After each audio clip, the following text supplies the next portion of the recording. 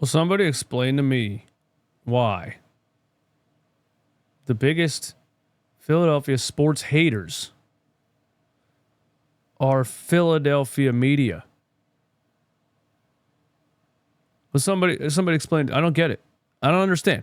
I don't understand why something happens and these people immediately are like, how can I put a negative spin on this? How can I write about this story in a negative context? How can I talk shit? I just don't get it. Joel Embiid won a gold medal. There's a lot of good things to say. But here's what we get from the Philadelphia Inquirer. Joel Embiid won his Olympic gold medal by sitting back and watching Steph Curry, just like everyone else. What? Now. Here's what I want to think. I want to think that here's how these people think that media works, right? Because this is not somebody like me who clearly understands the YouTube algorithm at this point after 5 years of figuring it out.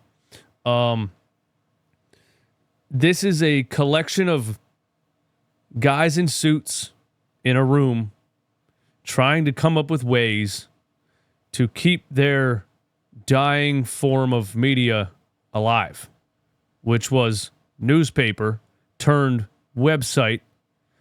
Let's be honest, the future is Instagram and TikTok and YouTube and podcasts. Let's keep it a buck here.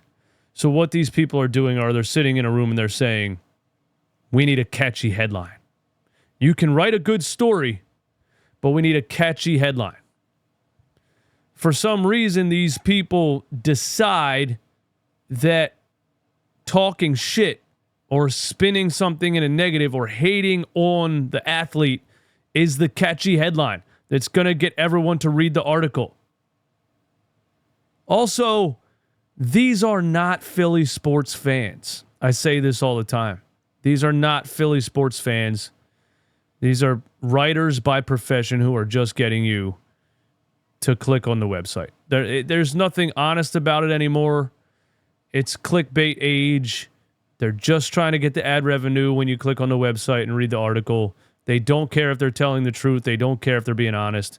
This is where we are now with these forms of media. They're hanging on by a thread. You know the meme where the kid's Gucci backpack is hanging on by a thread and it says, just let that shit go? That's this style of media. The Keith Pompeys, the Mike whoever, that's who this is, okay? So my boy Sean Bernard retweets this and says, the coverage of Joel Embiid at the Olympics has been extremely disappointing. And then he replies to his own quote tweet and says, what's wrong with Joel Embiid becomes active first sixer to win Olympic gold medal? What's wrong with Joel Embiid accomplishes goal in achieving 2024 Olympic gold medal with Team US? And the writer of the article responded to him. Where's he at? Where's Mike at? Hold up. I have it. There's the article because we're going to read that too. We're going to read the article. But I have Mike's actual response to Sean right here. He basically tells him, and his whole timeline is full of this, by the way. If you scroll through his timeline is responding to the haters, telling them, you should read my article, right?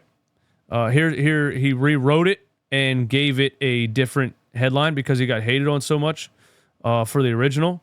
But here he is responding to the haters saying, you should read everything I wrote. You should read more of what I write.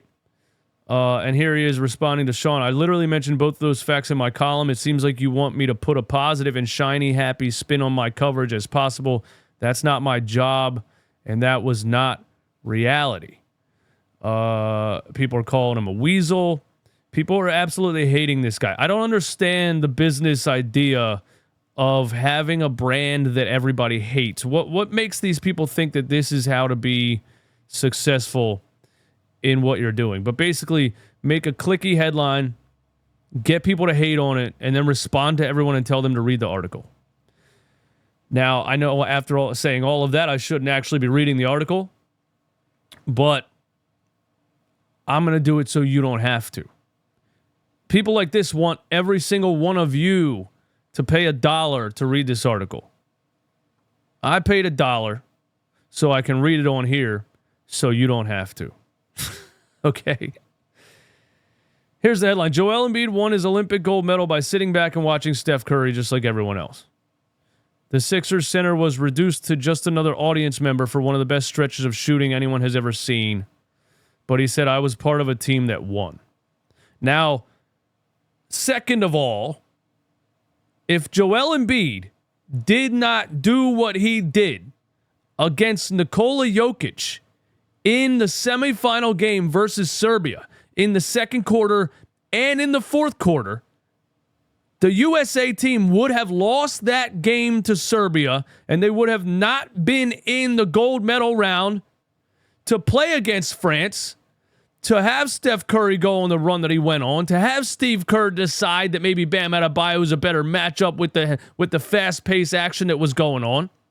And it wouldn't have given idiot writers like this a chance to even write this fucking headline because they wouldn't have been there. Joel Embiid did a hell of a lot more than sit back and watch Steph Curry to win that gold medal. But this is what you chose, okay? So let's just read your article. One three-pointer, then another, then maybe the most ridiculous shot in the history of Olympic basketball. I agree with that. Off the dribble, fading away, shot clock running down, 2 defenders over him, Steph Curry. Yeah. Joel Embiid was reduced to just another audience member for one of the best stretches of shooting that anyone has ever seen. And speaking of the rest of that audience, being a spectator for what Curry did in those final 3 minutes of the United States gold medal victory over France was a privilege. The man put on an incredible show. Okay, so we got it. There's not a lot of Steph Currys in the world, Joel Embiid said. I think Tyrese Maxey has that potential, and there's not a lot of them. Shout out to Joel Embiid for that, and I agree. I don't know about that level of shooting, but we did see some flashes, especially in that Knicks series when Tyrese Maxey scored 7 points in 15 seconds to win the damn game. You never know what he might become. He's the only one. Joel Embiid thinks that Tyrese Maxey is the only one that has the potential to be Steph Curry. I love that he loves his teammate that much. Being part of a team, being his teammate, especially after playing against him and seeing him make all those crazy shots the last couple of years, it's fun to be on that side. It was fun to win finally. This would be Embiid's mantra Saturday after scoring his 4 points in 11 minutes and never making a shot from the field after a gold medal ceremony in which the French fans booed him. And then 2 nights earlier in the semis against Serbia, he had risen to the occasion in the fourth quarter and finished with 19 points. On Saturday, he was along for the ride pretty much all night. I know what you're doing with this article. I know what you're doing. You're giving backhanded compliments and insults, and you wanted to write an article about Steph Curry, and you somehow spun it to talk about how Joel Embiid didn't play the second half and put that in your fucking headline, whatever. I was part of a team that won, he said. That's how I look at it. I won a gold medal, and everybody did their job. When you're part of a team that has a lot of superstars, you got to find a way to contribute. I feel like I've always done that, but this was totally different, where you're not needed as much to score. In the semifinals, I was needed to score. Then tonight, not as much. Just finding yourself every single game and being part of a gold medal, that's been great. It's hard to come away from these games feeling all that differently about Embiid and his future with the 76ers. It's possible the Olympics will be a springboard for him, that we'll see a better version of him. I don't know what do these people think? What do these people think? A better version than him? A better version of him? Bro, these media members in this city are never happy. Well, you went 10 years without having an all-star on your team. There was nothing to talk about. Joel Embiid comes along and is one of the greatest centers to ever play the game. Just led the league in scoring back-to-back years, won MVP 2 years ago, averaged 35, 10, and 6 last year. And you're hoping the Olympics will help us see a better version of him. You talk about this guy as if he's completely trash and overrated.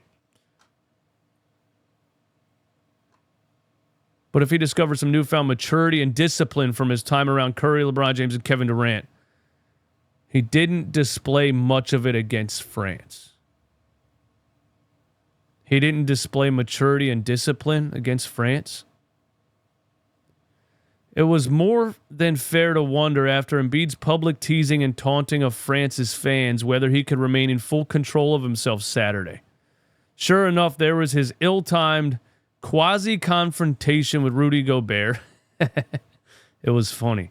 Team USA was up 14 at the time and rolling, and France rallied immediately. Oh, yeah, France rallied because Joel Embiid pissed off Rudy Gobert. And entangling with Gobert and Victor Wembanyama, Embiid at times seemed a too big toddler crashing into the other kids in the sandbox. The incidents, such as they were, fit the pattern he had established in the tournament. He had his moments, but he didn't deliver them consistently. This actually is much more of a hate article than I thought it was going to be. And you, Mike, whatever the fuck your last name is, should be ashamed of yourself. You know what you are, bro? You're an old, boring lame. That's what you are. You're like Colin Cowherd talking about someone wearing a backwards hat. Oh, he's a professional now and he's got a backwards hat on. Duh. Oh, Joel Embiid was teasing and taunting France fans. They were booing him. Fuck France. How about that? And he calls him a grown toddler. You guys are sad, bro. You guys are sad. I shouldn't have even taken the time to read this stupid article. But I'm glad that everybody watching this video didn't pay $1 to read it like I did, because you don't deserve that. The mainstream media's hate of Joel Embiid is absolutely embarrassing. Your form of media is dying. You're hanging on by a thread. And things like this are absolutely fucking pathetic. Have a good day, everyone.